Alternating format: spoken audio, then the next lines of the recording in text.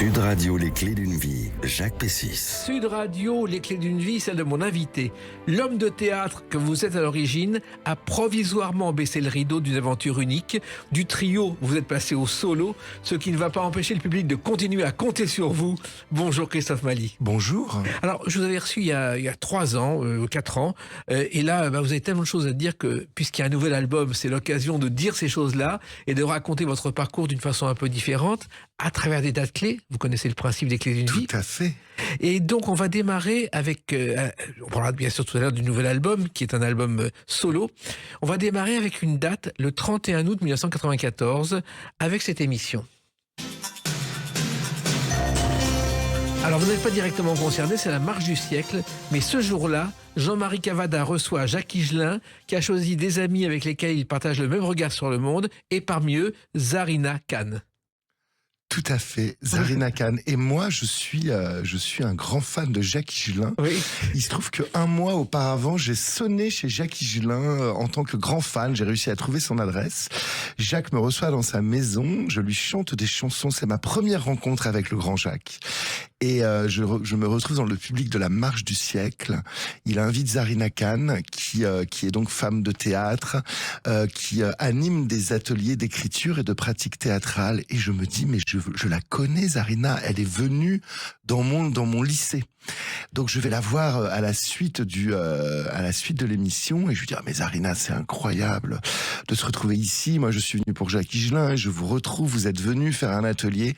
Elle me dit écoute, voyons-nous et de fil en aiguille je me retrouve dans sa compagnie de théâtre, la compagnie Zarina Khan, une histoire de théâtre, une tournée qui a duré 4 ans, 5 ans. Tout ça à cause et grâce à la marche du siècle.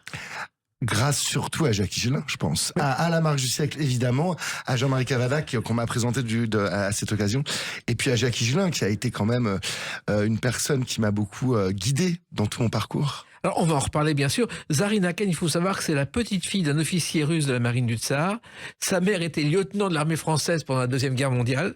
Son père, prince indien, est le cofondateur du Pakistan. Tout à fait, et ça a été la compagne d'un grand musicien, Arthur Rubinstein. Exactement. Et elle a également eu comme professeur moral, comme parrain moral, Konrad Adenauer, le chancelier de l'Allemagne. Exactement, c'est tout à fait ça. Personnage extraordinaire. Personnage extraordinaire, personnage qui continue aujourd'hui de cultiver la paix à travers la culture, à travers les écrits et à travers les rencontres. Alors, tout a commencé effectivement avec des ateliers de théâtre au lycée. Vous étiez au lycée et vous voyez cette femme arriver. Et c'est cette femme qui arrive à tous nous mettre dans un espèce d'état un peu second et à nous faire accoucher de textes finalement. Et moi j'écrivais déjà beaucoup à l'époque, j'écrivais des chansons, mais tout d'un coup elle nous a amené dans une écriture beaucoup plus instinctive comme ça. Donc ça a été une grande rencontre. Voilà. Alors en plus ensuite vous l'avez retrouvée parce qu'elle faisait des ateliers de théâtre elle-même et vous êtes allé dans ces ateliers de théâtre, Christophe Mali. Écoutez, j'ai fait partie de son atelier de théâtre et c'était, pour resituer, c'est le moment de la guerre en ex-Yougoslavie, c'est le moment où la ville de Sarajevo est assiégée. Elle part à Sarajevo faire un atelier de théâtre avec des jeunes de Sarajevo, des Serbes, des Serbo-Croates, des Bosniaques. Elle écrit une chanson, elle écrit une pièce de théâtre qui s'appelle Le Dictionnaire de la vie. Elle revient à Paris et ensuite tous ces jeunes auteurs décident de quitter Sarajevo, ville assiégée par ce grand tunnel sous l'aéroport de Sarajevo qu'on peut visiter encore actuellement, parce que j'ai été il y a quelques années. Et donc ces jeunes sortent et donc elle crée cette troupe, la troupe du Dictionnaire de la vie.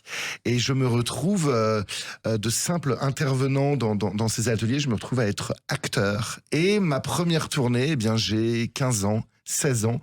Nous jouons à la cartoucherie de Vincennes, nous partons en Grèce, nous partons en Écosse, nous partons en Tunisie, jouer les mots du Dictionnaire de la vie qui est un hymne à la paix, un hymne de ces jeunes qui ressortent de cette ville assiégée, qui ont fui la guerre pour venir faire du théâtre. Et le Dictionnaire de la vie, ça a donné l'idée à des éditeurs de faire des dictionnaires de la vie des artistes. C'est comme ça que l'idée est née. Ouais, tout à fait. C'est fou, hein? Ouais, c'est fou. Et la cartoucherie de Vincennes, c'est un lieu mythique aussi pour les amateurs de théâtre. Et là, vous ne connaissiez pas du tout, vous n'y étiez jamais allé, Christophe Christophe Mali? Je connaissais pas, je connaissais le travail d'Ariane Mouchkine et je me retrouve à jouer à la Cartoucherie de Vincennes. Et là, on y revient à la première, qui est invité et qui se retrouve au premier rang cette fois-là, Jacques Higelin, Oui. qui me voit et qui me dit mais qu'est-ce que tu fais là? Et je lui dis bah voilà, Jacques, grâce à toi, j'ai re-rencontré Zarina et je me retrouve dans cette compagnie. Donc comme quoi, Jacques Higelin continue à me suivre. Mais de toute façon, Jacques Higelin était un personnage incroyable, très fidèle en amitié. Il avait une particularité, les concerts n'étaient jamais pareils, un peu comme vous 2 fois de suite. C'est peut-être, c'est un peu mon papa, c'est un peu mon idole, c'est lui qui m'a donné envie d'écrire de la chanson. Et d'ailleurs, c'est marrant parce que je suis dans cette compagnie, je commence à écrire des chansons, et puis je suis un grand fan d'Higelin, donc je m'habille comme Higelin, je parle comme Higelin, je danse dans la rue comme Higelin, et je me retrouve à faire des chansons, et en fait, ça ressemble beaucoup à ce que faisait Jacques. Oui, et moi je me souviens l'avoir vu au Trianon, un spectacle sur Charles Trenet, 3 jours de suite, 3 spectacles différents. Et il improvisait totalement. Ouais, tout à fait. Et j'ai eu l'occasion il m'a invité plusieurs fois d'ailleurs quand il a joué son spectacle avec Jacques Higelin. Donc j'ai des super souvenirs où on se voyait comme ça l'après-midi. Il me disait ce soir viens jouer, je t'invite. Et je me retrouvais sur la scène à chanter une chanson de traîner avec mon ami Jacques Higelin. Alors il se trouve que la Cartoucherie de Vincennes, et pour celles et ceux qui connaissent le lieu, il y a à l'entrée une structure en béton en forme de casemate. Et je ne sais pas si vous le savez, ce serait un vestige de l'occupation allemande durant la Seconde Guerre mondiale. Les Allemands ont construit des fortifications et des bunkers et des casemates pour protéger leurs installations militaires. C'est un reste de la guerre. J'ignorais. Mais c'est peut-être pour ça qu'à la Cartoucherie de Vincennes, Ariane Mouchkine en a fait aussi un espace pour parler de la paix, pour parler de la différence. Donc tout ça est finalement très lié. Alors, vous apprenez aussi de cette façon, Christophe Mali, et ça va vous servir l'improvisation. Tout à fait. Ça, c'est venu, parce que ça n'a rien à voir avec les ligues d'improvisation. Non, ça n'a rien à voir avec ça. Moi, je venais déjà de mes premiers cours de théâtre où j'apprenais beaucoup d'impro.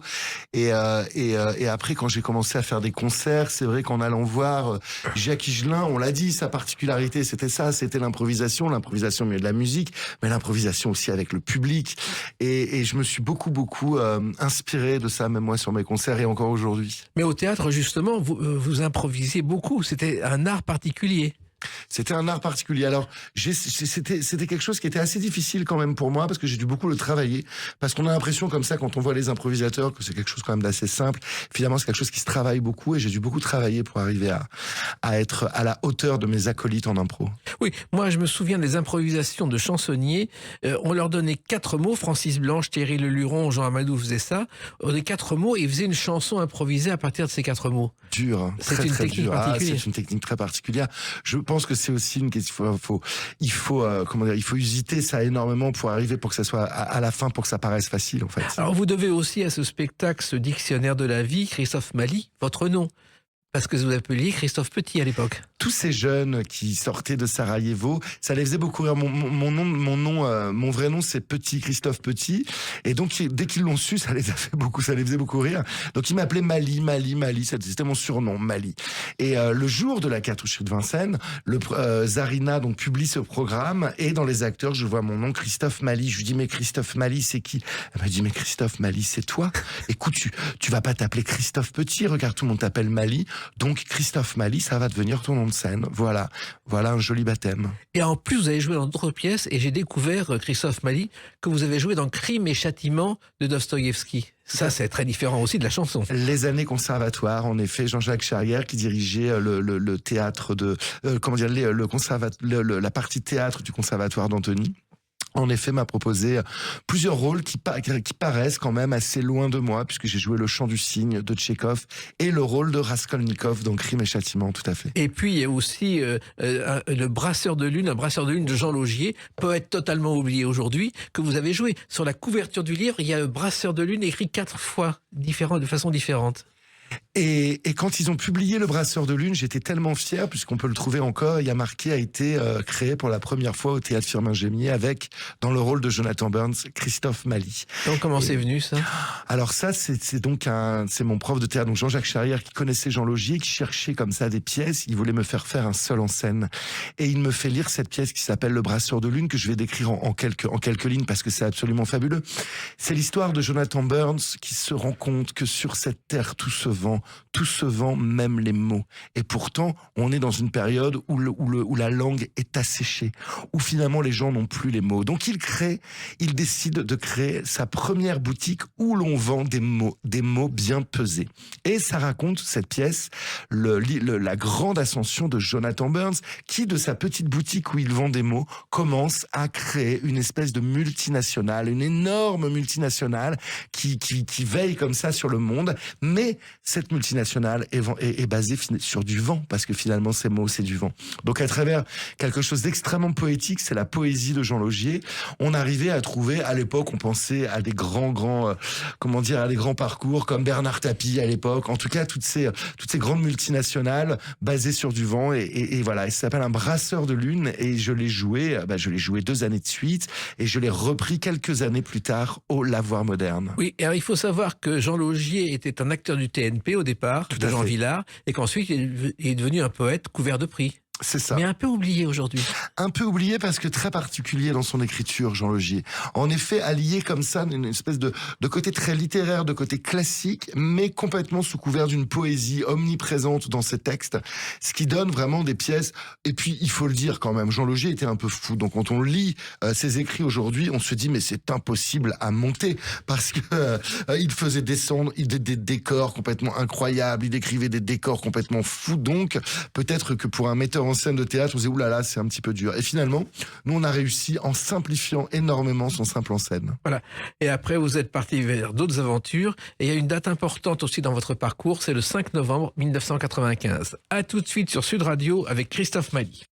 Sud Radio, les clés d'une vie, Jacques Pessis. Sud Radio, les clés d'une vie, mon invité Christophe Mali. Nous parlerons tout à l'heure de cet album solo, le deuxième de votre carrière. On revient à votre parcours, on a raconté vos débuts au théâtre. Et puis, le 5 novembre 1995, eh bien, c'est la naissance d'un groupe dont le premier succès est cette chanson. C'est l'hymne de nos campagnes, de nos rivières, de nos montagnes, de la vie manne, du monde animal, crie le bien fort, use tes cordes vocales. Premier succès du groupe Trio, et qui au départ s'écrivait Trio avec un I. Tout à fait. Ça s'appelait Trio. C'est nos amis. On s'est rencontrés dans une MJC de Fresnes. On jouait comme ça. Moi, j'étais plutôt au piano. Puis on s'est amusé à chanter et à arranger nos textes avec la guitare. Et c'est nos amis qui ont fait: oh, mais c'est génial, votre groupe. Tiens, on vous a mis en première partie du groupe. On a appelé ça Trio. Le directeur de la MJC a mis le Y. Et la première fois que j'ai vu une affiche de Trio, je savais même pas que je faisais partie du groupe. Donc, comme quoi, dès le début, l'aventure Trio, c'est une aventure qui vient du public, et c'est les gens qui ont choisi de créer le groupe. Et justement, la rencontre, c'est ce 5 novembre 1995, dans cette maison de Louise Michel, qui a été un tournant de la ville de Fresnes, parce que je ne sais pas si vous le savez, la ville de Fresnes est passée de 7 000 à 25 000 âmes entre 55 et 63. On a décidé de créer une offre culturelle pour éduquer la population, et le bâtiment a été inauguré le 3 décembre 66 par Anne Sylvestre. Ah, j'ignorais que c'était Anne Sylvestre qui l'avait inauguré. Voilà. Et donc vous vous retrouvez là-dedans un petit peu par hasard. En fait, j'habite juste à côté de la MJC, donc mes parents m'amènent, ils me disent: tiens Christophe, tu vas faire de la poterie à 4 ans, de l'expression par le mouvement à 6 ans, du judo à 7 ans et du théâtre, très rapidement du théâtre. Et donc je me retrouve à faire les ateliers de théâtre justement à la MJC de Fresnes, et puis c'est un vivier parce que c'est un espace culturel, c'est un espace de rencontre, et c'est là du coup que j'ai rencontré Gizmo et Manu, qui eux-mêmes faisaient partie d'un groupe qui s'appelait Empanada. Oui. Et je les découvre sur scène. Alors, il se trouve que le théâtre, je crois que dès l'âge de 5 ans, vous obligiez les voisins à venir voir vos pièces de théâtre. Vous êtes bien renseignés, hein, c'est les voisins qui vous ont dit ça.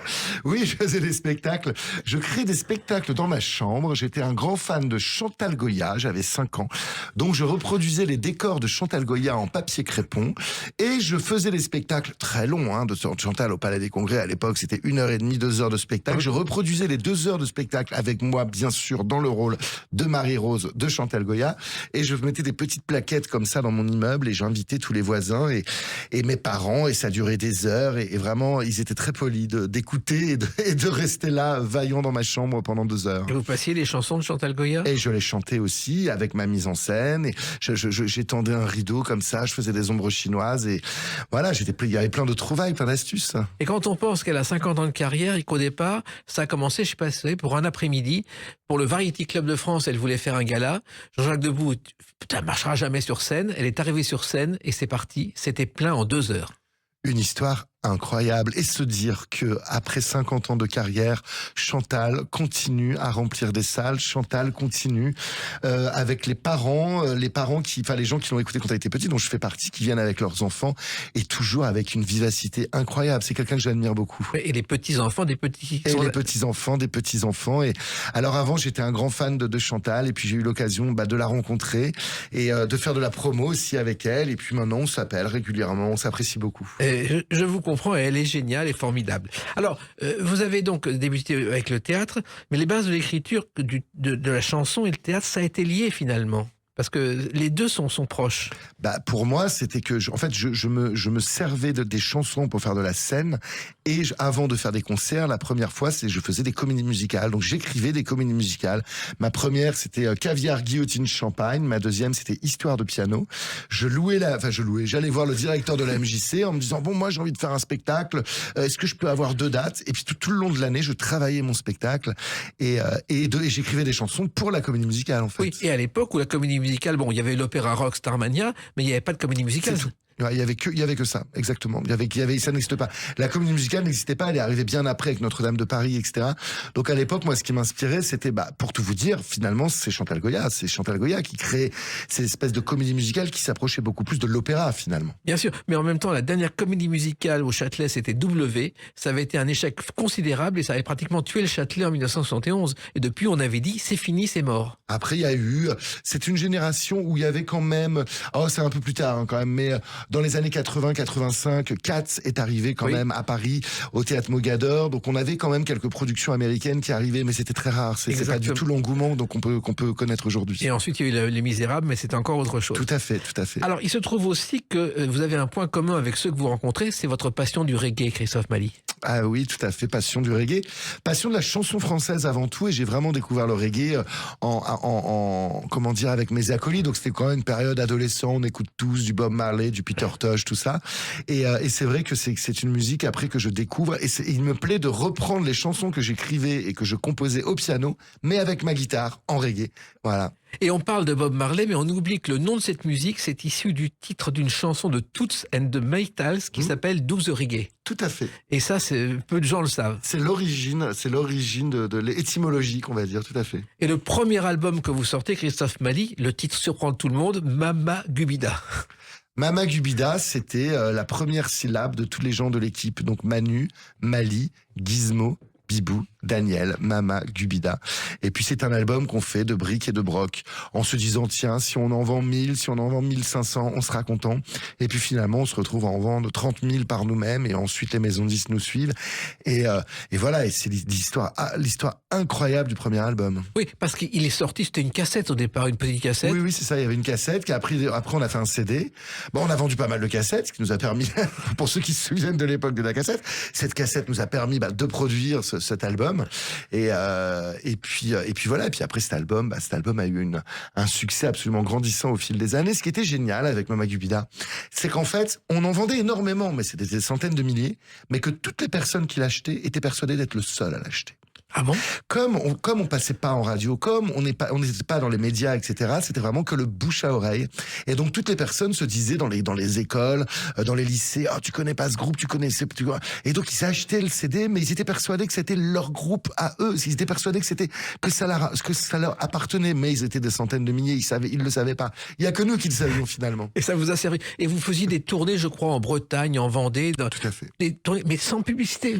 Vraiment, pas bouche à oreille. Ah, ça c'est sûr ça coûtait pas cher en affiche parce que finalement c'est vraiment le bouche à oreille. Et on se retrouvait à débarquer dans des villes. Je me souviens toujours la première fois qu'on a joué à Lille, on a débarqué sur scène, les gens connaissaient les paroles, mais on comprenait pas. On se disait mais pourquoi ils connaissent les paroles? Ou quand on va à Marseille, première fois qu'on fait un concert à Marseille, l'album vient juste de sortir et les gens connaissent les paroles par cœur. On se dit mais qu'est-ce qui se passe? Oui, en même temps, je crois qu'il y a beaucoup d'associations qui vous ont soutenu à l'époque. C'était que des associations. Et puis c'était facile parce que Ces assos, elles faisaient comme ça un spectacle, elles avaient pas beaucoup d'argent, elles voulaient nous faire venir, en un coup de fil, c'était réglé. Et puis nous, on adorait, on pouvait remplacer les groupes. Quand un groupe s'annulait, on disait tiens, on va appeler les trios, hop, on nous appelait, et nous, on était là, bim, à 4, on rentrait dans la voiture, les guitares derrière, on faisait 3 heures de route, et ça y est, 2 heures après, on était sur la scène. Et ce qui est extraordinaire, Christophe Mali, c'est que le premier album sort, vous le vendez, vous n'avez pas assez d'argent pour faire le second, et puis une maison de disques arrive. Ouais, c'est ça. C'est même pas pour faire le second, c'est-à-dire qu'en fait, on en fait en autoproduction, autodistribution 30 000, Oui. mais alors les gens ne le savent pas, mais quand on commence à être référencé dans une Fnac, donc les Fnac commencent à nous acheter l'album, mais les Fnac payent bien plus tard, donc on n'avait plus la trésorerie, donc après avoir été emprunté à papa, à maman, aux amis, etc., on se retrouve en disant, bah là on a une demande, on ne peut plus. Et par chance, c'est là où les maisons 10 sont arrivées, parce qu'on vend pas 30 000 albums sans que ça passe inaperçu. Et pour situer un petit peu pour les gens, les 2 gros albums qui se vendaient en autoproduction, autodistribution, il y avait l'album de Trio et il y avait l'album Motivé des Zebda. Ouais. C'était la même époque. Exactement. Et puis ce second album, il y a une chanson justement qui va contre les modes que vous dénoncez. Il est temps de suivre la route des boys bands. Ah, faut que notre arc débande. Voilà, d'un côté, il y a les boys bands qui ont duré quelques années, ils savaient même pas ce qu'ils chantaient, ce qu'ils dansaient. C'était la même année. Voilà. C'était ça. On est exactement dans cette période. Et ça a duré quelques mois, et puis ça a été tragique pour certains qui ont cru qu'ils étaient des vedettes, et vous faites votre chemin au milieu de tout ça. Je crois, j'ai même une analyse, c'est-à-dire que à l'époque, on disait c'est la mort de la chanson, ces boys bands qui arrivent comme ça sur les ondes, qui prennent toute la place. Et finalement, c'est juste après cette période des boys bands qu'il y a eu, alors faut s'en souvenir, on parlait des groupes de scène. Oui. C'était des groupes de scène. Alors les boys bands, c'était le contraire des groupes de scène, mais du coup, c'est eux qui ont permis tout d'un coup à toute une génération de groupes, dont les Matmata, les Sinsemilia, Trio, Louise Attaque, etc., sont arrivés juste à ce moment-là où on dit, oh là là, c'est la mort de la musique, ces boys bands, ces groupes extrêmement marketés. Mais finalement, c'est ça qui a le relent de cette musique-là, la réponse de ces boys bands-là, ça a été le succès de ces groupes dont on fait partie, de toute cette vague des groupes de scène. Voilà, et ce succès a continué. Il y a une autre date importante dans votre vie aussi, c'est le 23 avril 2020. À tout de suite sur Sud Radio avec Christophe Mali. Sud Radio, les clés d'une vie. Jacques Pessis. Sud Radio, les clés d'une vie, mon invité Christophe Mali. Nous parlerons tout à l'heure de ce nouvel album, mais on évoque votre parcours qui a commencé par le théâtre, qui a continué avec le groupe Trio. Et justement, le 23 avril 2020, votre premier Bercy, devant une salle vide. Vous en souvenez ? Ah oui, juste avant le Covid. Eh oui. Mais en fait, les 25 ans, on fait un album avec énormément d'invités. Ça va de Véronique Sanson, Mathieu Chédid, Claudio Capéo, McFly et Carlito, et j'en passe. On prépare ça pendant 1 an et demi. On fait les répétitions, grosses répétitions, avec du cirque, avec une scène centrale. Tout est prêt. Une diffusion au cinéma est prévue en direct, donc grosse machine, un truc quand même assez énorme. Et le jour de passer, c'est simple, l'avant-veille de ce concert, Emmanuel Macron annonce le premier confinement. Le concert est annulé. On se retrouve avec Bercy, voilà, qui est annulé. On ne sait pas quand est-ce qu'il va être reporté. On ne connaît pas l'issue du Covid. On ne sait pas combien de temps ça va durer. On se dit, bon, il faut qu'on marque le coup. On a loué Bercy. Oui. Donc on se retrouve à Bercy avec, au milieu de Bercy, à faire un petit live. On décide ça comme ça en 24 heures. On invite Zaz qui était là à l'époque, qui nous dit, bah venez, moi je viens chanter avec vous. Et beaucoup d'émotions, parce qu'à la fois on est content de jouer. Il y a même des fans qui se sont quand même déplacés, qui sont devant Bercy. Et puis beaucoup d'émotions, quoi, parce que tout d'un coup, jouer dans un Bercy totalement vide, alors qu'il était censé être plein, Oui. le jour même. Ce Bercy a été reporté 5 fois. 5 reports, et a été joué quasiment 2 ans après. C'est fou, hein ? C'est l'histoire du Covid. Ça, c'est l'histoire du Covid. C'est quelque chose qui a beaucoup, qui a bouleversé beaucoup de nos habitudes dans le travail, nos habitudes de se revoir avec l'arrivée du visio, l'arrivée de la téléconférence, etc. Et puis du télétravail. Et puis, et je pense que le côté positif, je pense qu'il y a beaucoup de chansons qui sont nées pendant le Covid, du coup. Oui. Bah oui. Et beaucoup de gens qui se sont mis à écrire aussi, qui se sont découvert des passions pour l'écriture, en tout cas pour l'art en général. Ça, on va dire que c'est le côté positif. Voilà. Moi, je me souviens sur Internet de La Tendresse par Bourvil, jouée par 50 groupes qui se sont réunis. Je vois très bien. C'est extraordinaire. Extraordinaire. Alors, il se trouve aussi que ce Bercy, vous l'avez maintenu parce qu'il fallait maintenir le rêve. Et le rêve est toujours très, très important pour vous, Christophe Mali. le rêve. Et puis nous notre vie, c'est on a réalisé nos rêves. Moi, je voulais faire de la chanson. Ce jeune garçon dont on parlait, qui va sonner chez Jacques Higelin quand il a 15 ans, etc. Il rêvait d'une vie, et c'est la vie que je vis aujourd'hui. Et il faut être à la hauteur, justement, à la hauteur de ce que nous a donné la vie. Donc quand on fête les 25 ans, quand il y a tous ces artistes qui viennent d'univers différents, de générations différentes, qu'on a conviés à un anniversaire, on se dit on va le reporter, puis on va quand même le faire. Et le jour où on a fait Bercy, c'était 3h30 de concert, et c'était une émotion absolument incroyable. Alors, vous avez essayé de faire des lives par Internet, mais ça n'a pas marché parce que techniquement, ça fonctionnait pas. Mais vous avez quand même réussi à faire quelques petites choses pendant le confinement. Ah, pendant le confinement, on a continué. On a fait pas mal de rencontres. On faisait des apéros avec les amis. Donc, ça se terminait un peu en bœuf. Ça se terminait des fois en chanson. Et puis, c'était une manière de se retrouver, de se dire, on est encore là. Et nous, on en avait besoin. Et je pense que les gens en avaient besoin aussi. Mais bien sûr. Ils avaient besoin de se retrouver à 19h et de retrouver les artistes comme on retrouve des amis, finalement. Et c'était une manière pour chacun de sortir du confinement. Donc ça a réveillé quand même pas mal de plein de personnes qui se sont mis du coup à faire de la musique, à découvrir des artistes, à découvrir des jeunes artistes pendant le confinement. Et puis Christophe Mali, c'était à peu près un peu avant que, après cette époque, que Trio est devenu véritablement Trio, parce que vous étiez 4 et là vous étiez 3. Exactement. C'est à ce moment-là, juste après le confinement, que Manu, a décidé de quitter le groupe, ce qui a été terrible, parce qu'on s'est posé la question. On s'est dit Manu s'en va, est-ce qu'on continue? Lui, il nous a dit mais oui, il faut que vous continuiez, parce que on n'est pas du tout. Il n'est pas parti parce qu'on était en mauvais termes, etc. C'est que lui, il avait plus envie de faire de tournée, il avait plus envie de repartir sur les routes, il avait plus envie de repartir sur un album. Donc, il a quand même fait l'album Champ de bataille avec nous, mais tout de suite après, il nous a dit, moi, j'ai pas le courage de repartir. On a fait allez, c'est parti, nous on continue. Vous vous rendez compte, le record 25 années, c'est rare pour un groupe. Je crois qu'il y en a pas. Les Compagnons de la chanson, 45 ans, c'est le seul exemple. D'accord, mais qui n'existe pas. Voilà. Bon, en tout cas, dans les groupes actuels, des groupes vraiment qui ont tenu aussi longtemps, je pense aux Ogres de Barbac. Oui, les Ogres de Barbac, c'est une famille. Ils sont encore là. Mais avec, en tout cas, les membres originels du groupe, je crois qu'il y en a très peu, ouais. Et on nous demande souvent, c'est quoi, pourquoi, comment vous avez tenu? Je pense que la raison, c'est vraiment parce que c'est les espaces de liberté.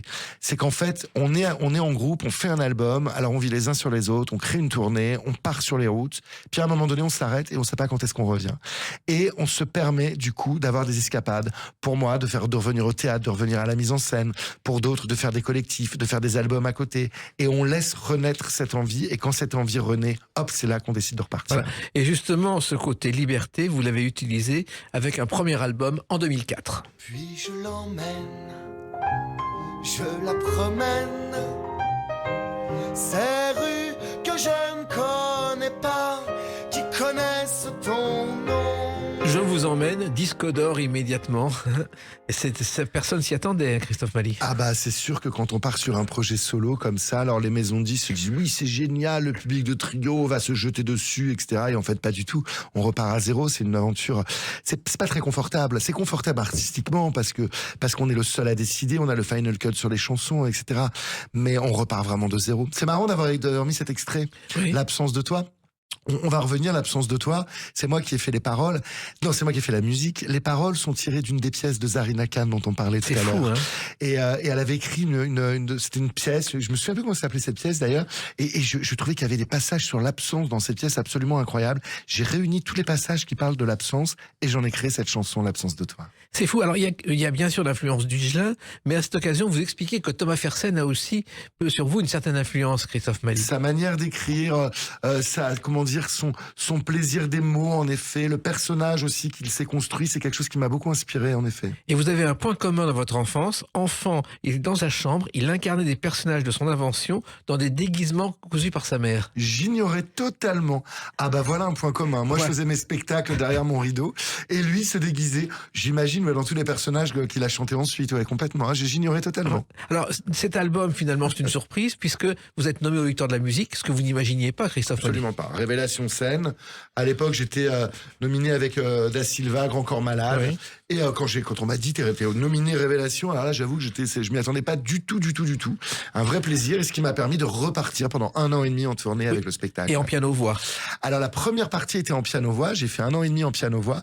Et après les Victoires, mon tourneur me dit allez, c'est reparti. Et là, je dis j'ai fait 1 an et demi de piano-voix. Maintenant, j'ai envie de tourner avec des musiciens. Et donc, je suis reparti grâce à cette nomination aux Victoires de la musique pendant 1 an et demi avec des musicien. Et en parallèle, vous avez mené une activité qu'on connaît peu, qu'on connaît aujourd'hui grâce à la télévision. Vous avez été coach scénique au Francophonie, Christophe Maé. Pendant quasiment 15 ans, au chantier des Franco, en effet. Comment c'est venu ça ? Ça, c'est parce que je venais du théâtre et quand le festival des Francopholies a été racheté, a été repris en tout cas par Gérard Pont, à l'époque, Kevin Douviès, qui est le programmateur, recherche des nouveaux coachs par rapport au chantier. Il me contacte, il me dit écoute, j'ai appris que tu faisais du théâtre, est-ce que ça t'intéresse de coacher les artistes ? Et je pars dans cette aventure. Et du coup, donc j'ai quitté le chantier des Francopholies il y a maintenant 15 ans, il y a 5-6 ans. Mais je continue encore là à coacher. Alors je coach aussi, je mets en scène aussi bien les artistes un peu. J'ai mis en scène le spectacle de Tété, les spectacles des LIJ dernièrement. Mais ce que je préfère, c'est vraiment c'est les jeunes artistes en fait. C'est quand les jeunes artistes sortent un album, souvent les tourneurs m'appellent ou les structures m'appellent ou les artistes eux-mêmes m'appellent pour gagner du temps en fait, pour leur faire part un peu de mon expérience par rapport à la scène et pour que les premiers concerts qu'ils fassent soient pas comme les premiers, comme s'ils avaient déjà de l'expérience. Ça me plaît beaucoup. C'est-à-dire qu'il faut trouver des trucs particuliers pour chaque artiste ? Oui, en fait c'est sûr qu'il y a pas un chemin, qu'il n'y a pas quelque chose qu'on peut calquer sur tous les artistes. Les demandes sont différentes, mais comment dire, c'est comment s'inspirer de l'artiste, voir un petit peu ses difficultés, voir un petit peu souvent le manque de confiance qu'il peut avoir par rapport à la scène. Donc on travaille sur le corps, on travaille sur l'interprétation, on travaille sur la setlist. Et puis aussi, qu'est-ce que c'est que d'amener des chansons qu'on a faites en studio tout d'un coup sur une scène, dans des versions live, etc. C'est tout ce travail-là que je fais. Alors les Francophonies, je ne sais pas si vous le savez, le nom est né d'un lapsus. C'est-à-dire 15 jours à la radio, Jean-Louis Foulquier veut lancer l'opération, il parle des Francophonies. Il se trompe et il fait les Francopholies. Et c'est comme ça que c'est né tout à fait par hasard. Et c'est vrai que vous avez quand même travaillé avec des artistes que personne ne connaissait. Il y a Zaz. Ouais, sur son premier album. Carmen Maria Vega et Pomme. Ouais, entre autres, il y en a plein d'autres aussi. Mais oui, ces artistes-là, c'était vraiment la première fois que je vois Pomme. Son album est absolument pas sorti. Charles, son album va sortir. Et Zaz, son album est en train de sortir. Et oui, c'est rigolo de voir ces artistes sortis de l'œuvre, quoi, au tout début, quoi. Vraiment, je les ai vus. Et après, du coup, je les ai vus grandir et puis devenir ce qu'ils sont devenus aujourd'hui. Et vous sentiez qu'il y avait quelque chose sur Zaz ou sur Ours ? Ah bah oui, bien sûr. Bon, Ours, c'est encore différent parce que Ours, au-delà de l'artistique, c'est vraiment devenu un ami. Il y a une amitié qui est née. On s'est rencontrés au chantier et tout d'un coup, ça a matché directement. On était tout de suite devenus amis et on est encore amis aujourd'hui. Et Zaz, moi je me souviens de la première fois où je l'ai vu dans une émission à laquelle je collaborais, Shabada, immédiatement on a compris qu'il y avait quelque chose. Zaz, il suffisait. C'est simple. Elle arrivait, elle chantait, on sentait dans son charisme et surtout dans sa voix une singularité, une précision, une originalité. Vraiment, tout de suite quand on la voyait, on disait voilà, il va se passer quelque chose. Mais ça m'arrive encore aujourd'hui. Je suis actuellement prof dans une école, la Pulse Nation, la classe des créateurs. Je travaille avec des jeunes artistes qui ont 20, 21 ans. Et c'est rigolo. Des fois, moi, j'en vois débarquer. C'est simple. Un couplet, un refrain. Waouh, je fais OK. Cet artiste, c'est un artiste qui va avoir une énorme et une très très longue route. On le sent tout de suite. Oui, mais ça c'est quelque chose de rare aujourd'hui. Ah oui. Dans les maisons de disques, au temps où il y avait des directeurs artistiques, on repérait les gens. Aujourd'hui, ce sont des chefs de produits qui voient leur chiffre d'affaires avant le côté artistique. Il y a ce côté-là, et puis je pense que cette époque surtout ne laisse pas forcément aux jeunes artistes le temps de mûrir. C'est-à-dire que avec les télécrochets, avec tout ça, on va aller chercher très très très très vite. Ils commencent déjà à avoir des vues sur YouTube et bam, c'est parti, on les prend tout de suite. Donc on a des artistes des fois qui n'ont pas encore le temps de mûrir, qui n'ont pas encore la solidité, et c'est pour ça d'ailleurs que ça se finit des fois par des énormes burn-out, par des artistes qui n'en peuvent plus parce qu'en fait on prend plus le temps. En fait, on prend plus le temps de vraiment travailler, de vraiment peaufiner les artistes. Il faut être rentable maintenant, tout de suite. Voilà. Alors vous avez aussi découvert un metteur en scène pour qui vous avez travaillé, c'est Alexis Michalik, car vous avez joué dans Don José de Carmen, et là on vous attendait pas. Oui, ça c'est sûr. Moi je ne m'attendais pas à avoir un coup de fil d'Alexis Michalik. Qui débutait à l'époque. Qui débutait, c'était le tout début. Et il me dit voilà, on m'a donné ton nom, je monte Carmen, je voudrais que tu fasses le rôle de Don José, qu'est-ce que tu en penses? J'étais en Argentine, je m'en souviens. Je lui dis écoute, pourquoi pas? Qui joue le rôle de Carmen? Dis-moi. Il me dit Julie Zenati. Je fais oh là là, mais je sais pas trop. Il me dit écoute, c'est simple, tu reviens d'Argentine, on répète au Théâtre du Splendide, tu te mets dans le fond de la salle, voilà, tu te mets dans l'ombre, personne ne saura que tu es là, c'est simple, tu regardes les répétitions, ça te plaît, tu viens, ça te plaît pas, tu viens pas. Je me mets dans le fond du Théâtre du Splendide, je regarde Alexis travailler avec toute son équipe d'acteurs, de chanteurs, de comédiens, Julie Zenati dans le rôle de de Carmen. Et là, je me dis, mais évidemment, j'y vais, évidemment. Et je me retrouve en effet à jouer avec Alexis Michalik. On a monté les 2 premiers actes de Carmen Opéra Rock et c'était un super souvenir. Et puis voilà. Et puis Alexis Michalik, voilà. Maintenant, on voit toute la carrière aujourd'hui et qui reste encore un ami et avec qui j'adorerais recollaborer. Oui, en attendant, vous avez d'autres choses à faire. Oh oui. Et on va en parler à travers la date du 7 mars 2025. À tout de suite sur Sud Radio avec Christophe Mali. Sud Radio, les clés d'une vie, Jacques Pessis. Sud Radio, les clés d'une vie, mon invité Christophe Mali. On a parlé de votre parcours avec Trio. Et Trio qui s'est arrêté d'ailleurs brutalement. L'annonce a été faite un 1er avril dans un journal, personne n'y a cru. Non, mais Trio s'arrête pas, Trio s'arrêtera pas. Trio fait des pauses, Trio fait des longues pauses. Et là, c'est une longue pause parce que voilà, moi j'avais envie de partir sur ce projet, Gizmo aussi. Et mais là, il y a les 30 ans là qui s'annoncent, donc je pense qu'on va faire quelque chose pour les 30 ans. Alors, en attendant, donc 7 mars 2025, un nouvel album, le 2e album en solo, et qui s'appelle, le titre rappelle exactement ce qu'est l'album, Les Derniers Humains. On est les derniers humains sur cette terre. Le monde est dans nos bras, il reste toi et moi. Imagine tout ce qu'on pourrait faire en déplaçant les ruines comme on l'imagine. Les derniers humains sur cette terre. Le monde est dans nos bras, il reste toi Alors, et moi. on est dans la pleine science-fiction et vous êtes un duo avec Lucie Lebrun, qui est quelqu'un aussi avec qui vous avez travaillé. Tout à fait, le groupe LIJ. Le groupe LIJ, on les a vus naître en fait, puisque c'était, on est sur le festival des Nuits de Champagne à Troyes, et puis on fait un concours en demandant aux gens, tenez, envoyez des versions a cappella d'une chanson de Trio. On reçoit une vidéo, elles sont 3, elles s'appellent même pas les LIJ. C'était juste des amies, elles chantent l'hymne de nos campagnes. Alors là, elles viennent et on leur dit, mais les filles, il faut absolument que vous fassiez quelque chose toutes les 3, c'est super. Elles décident de faire le groupe après avoir gagné ce concours. C'est Manu de Trio qui trouve le nom LIJ et on les prend en première partie et voilà. Et là je les retrouve des années après, là il y a 1 an et demi, et elles me demandent de faire la mise en scène de leur spectacle.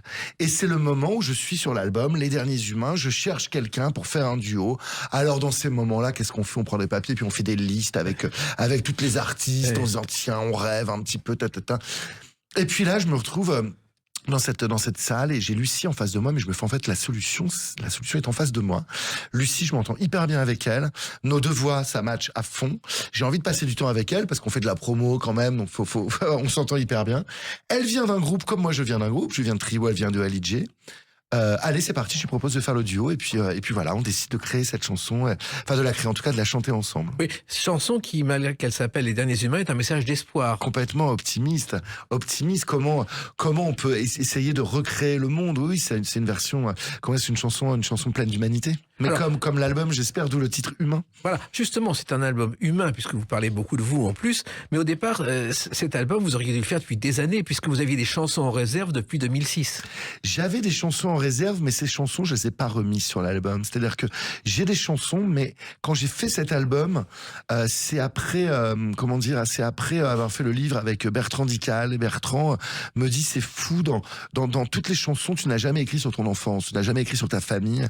Donc je me mets je me dis, mais oui, c'est vrai, je commence à écrire sur des choses un peu plus intimes, et c'est comme ça qu'est venu à la base l'idée de l'album. Et des vieilles chansons, il y en a une qui s'appelle Tes mensonges dessus, qui parle un peu des amours toxiques, de l'adultère, de tout ce qu'on peut accepter par amour. Et ça, c'est une chanson que je voulais déjà mettre à la fin de mon premier album, et tous les albums de Trio, à chaque fois j'ai proposé cette chanson en disant, si allez, venez écoutez cette chanson, elle est incroyable. À chaque fois mes acolytes de Trio disaient non, ça nous plaît pas, ça va pas à Trio, etc. Donc cette chanson, je l'ai gardée, elle était là dans mon petit tiroir, et le jour où j'ai fait le 2e album solo, là, je l'ai ressorti. Oui, et ce qui est extraordinaire avec Trio, c'est que vous écriviez quelquefois 30 à 40 chansons pour en garder 13. C'est ça. Mais sur cet album solo, j'ai fait pas mal de sessions avec énormément d'artistes, etc. Des chansons, je devais en avoir une 30aine, et finalement il y en a 12 sur l'album. Oui, parce qu'au départ, vous vouliez un album avec 18 chansons. Ouais, c'est ça, exactement. Et la maison de disques n'a pas voulu. Je voulais, je me disais, 18, non, bon, allez, 15. Et puis après, là, on m'a dit, non, c'est bien de garder quand même le mieux, on va garder la substantifique moelle, et puis on va en garder peut-être pour ressortir, etc. Donc on a dû en effet choisir 12 titres. Et parmi ces titres, ça nous gêne. On dit, ça nous gêne. On continue quand même. On dit ça tourne pas rond. On nous prend pour des cons.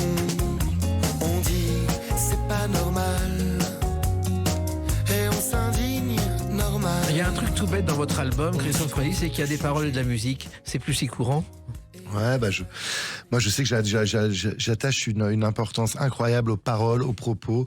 Je passe énormément de temps à repeaufiner les textes. Donc pour moi c'est d'une importance capitale. Quand j'écris une chanson, c'est rigolo. Donc j'écris parce qu'une chanson c'est très court. C'est quoi? Allez, on va dire 3 couplets, un refrain. Mais des couplets, moi j'en ai écrit 10, 11, 12, 13. Et puis après j'essaye de et puis vraiment de peaufiner comme ça les textes. Et puis les mélodies. En fait, moi, à force d'écrire des chansons, j'ai l'impression des fois de tourner un petit peu en rond, de reprendre un peu toujours les mêmes accords, etc.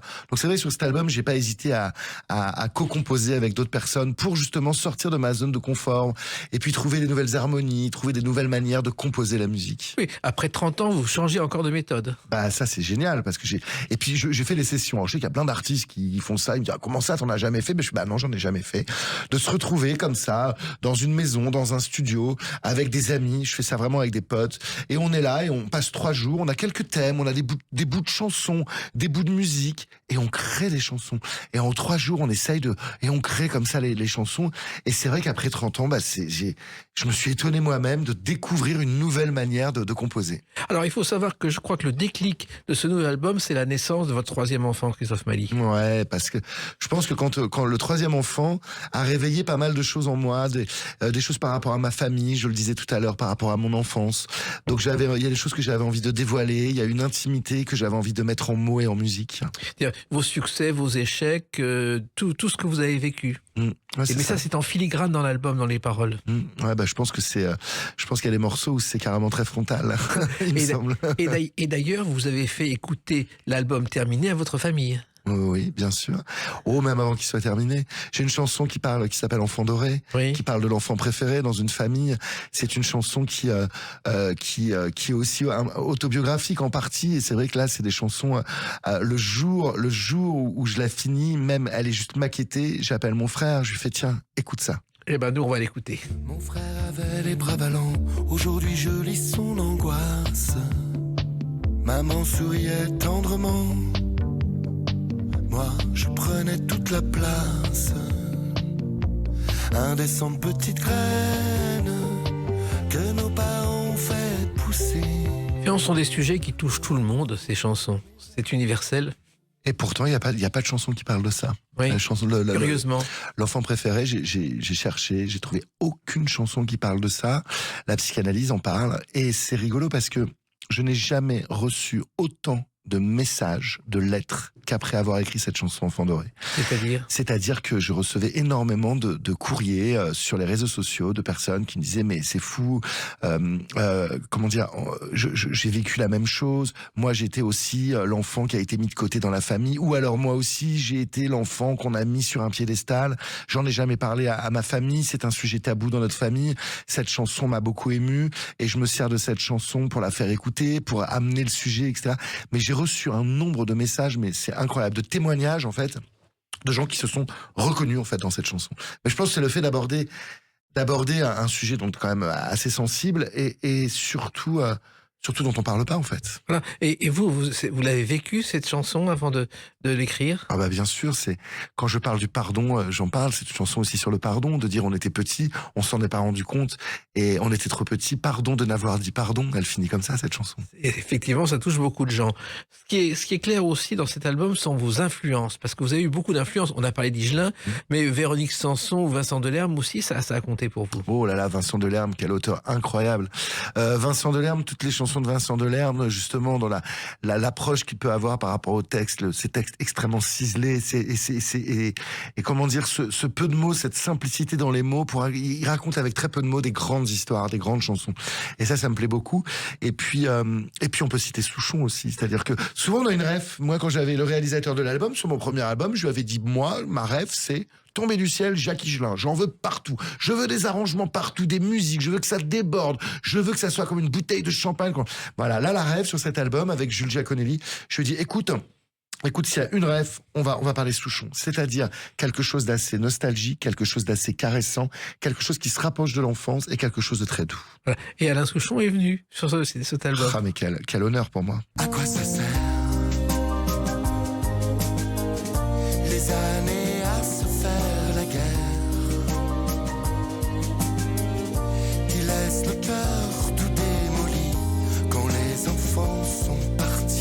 Comment s'est née cette idée de faire venir Souchon et comment est-il venu?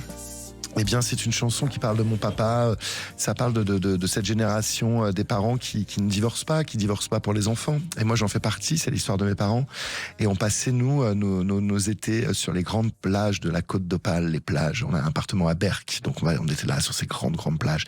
Et j'imagine dans cette chanson mon père, voilà, qui repense finalement à toutes ces années. Il marche comme ça sur cette plage de Berck. Et dans le texte original, donc je mettais sur les longues plages de Berck-le-Touquet, mon père marchait, et puis à un moment je l'ai mis dans une longue plage, Souchon planait. Parce que Souchon, il les a chantés, ces plages avec le baiser, etc. Et quand on se rencontre avec Alain, on en parle, parce qu'on a tout, Saint-Angély, tout ça, il adore ces grandes plages. Et donc moi j'avais marqué Souchon planait, et je me disais, bon, et si Alain venait comme ça, c'est pas vraiment un duo, hein, sur la chanson, il y a une espèce de côté fantomatique, Souchon plane, et à la fin c'est lui qui vient juste de donner le dernier couplet, donc j'ai appelé Charles parce que je les connais bien, la famille. Et je leur ai dit, j'ai hyper envie de faire un duo. Ils me disent, non, Alain, les duos, il en fait pas en ce moment. Il a refusé énormément de choses. C'est compliqué.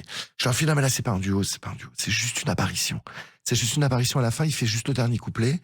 Donc, j'ai envoyé le titre. Et ils m'ont dit, on va le faire écouter à Alain. Alain, écoutez, et tout de suite il a fait, mais oui, je viens. Allez, je viens. Il est venu. Et il est venu alors au début, je voulais louer Ferber, un grand studio parisien pour accueillir Alain et tout. Là, il me dit, mais non, vas-y, viens, on va chez Jules. Là, ton ami, il a un petit studio, moi je préfère ça. Donc il est venu dans le petit studio de Jules, voilà, avec ses fils. Voilà, et puis là, il a écouté la chanson, il m'a regardé, il m'a fait, ta chanson, elle est magnifique. Je rentre dans ton intimité. Et voilà, il participe à cette chanson. Et quand on pense que Alain Souchon a failli en 73 abandonner ce métier, moi je l'ai croisé à ce moment-là dans un lieu qui s'appelle la Pizza du Marais. Il voulait arrêter parce que l'amour 1830 ne marchait pas. Il dit, je ne ferai jamais rien dans ce métier. Et heureusement, il y a eu Laurent Voulzy et ça a marché. Ça a marché, et puis après c'est marrant parce que Alain Souchon, bon aujourd'hui voilà, on voit la carrière qu'il a, mais je sais quand on en discute avec lui, il y a des hauts, il y a des bas, il y a des moments où c'est dur, il y a des moments où et Alain, pour lui, écrire des chansons c'est vital. C'est quelqu'un qui écrit, c'est quelqu'un, et d'ailleurs pour avoir passé du temps avec lui, c'est super parce qu'on vit quelque chose, on va dans une pizzeria, on va dans un restaurant, et puis on voit un parasol, regarde les parasols, et tout de suite très souvent il dit, mais ça faudrait en faire une chanson. C'est-à-dire que de la vie, il se nourrit de la vie, de ce qu'il regarde, mais vraiment dans la vie de tous les jours, et plein de fois où moi je lui raconte des choses, et il me dit, mais tu devrais en écrire une chanson, Christophe, tu devrais faire une chanson de ça. Donc on voit ce côté vital du chansonnier, de l'auteur, du compositeur. La chanson, c'est sa vie, et c'est pour ça que finalement, voilà, à force d'écrire des chansons, elle rencontre forcément le public, et le grand public. Et le public, vous allez le retrouver car vous allez partir en tournée. Ah là là, quelle impatience. C'est ce que vous aimez par-dessus tout. Mais là, vous imaginez même pas. C'est-à-dire que ça va faire 2 ans que j'ai pas été sur scène. Là, je pars avec un multi-instrumentiste. On est 2 dans quelque chose de très intime, assez théâtral. Et j'ai très peur. Parce que je pars sur des... Avant, moi, j'étais avec mon piano, et puis là, je pars avec un son Rhodes, je pars sur des sonorités un peu nouvelles, et avec des chansons... Le premier album, je l'avais déjà pas mal rodé au connétable, je chantais mes chansons dans le bas du connétable, donc elles avaient déjà une vie. Là, je pars de rien, quoi. Donc c'est beaucoup d'attente, beaucoup d'impatience, et puis un peu de stress aussi, j'avoue. Oui, mais avec vous, je suis pas inquiet, le public sera au rendez-vous, avec cet album, avec Trio ensuite, et avec d'autres choses, parce que vous n'allez pas arrêter là. Non, pas du tout, j'ai plein de projets. Bon, écoutez, ça tombe bien. Vous viendrez de nouveau en parler aux Clés d'une vie. Sans problème. Merci beaucoup pour ce très beau voyage que j'ai passé en votre compagnie. Et réciproquement, donc cet album, il est disponible, c'est les humains, c'est important. Ouais. Et il faut surtout pas le manquer parce que, encore une fois, des albums comme les vôtres, ils sont rares. C'est gentil. Et puis le Café de la Danse, le 25-26 mars, et puis dans toute la France. Eh ben, on y sera. Merci Christophe Mali. Merci beaucoup. Les Clés d'une vie, c'est terminé pour aujourd'hui. On se retrouve bientôt. Restez fidèles à l'écoute de Sud Radio.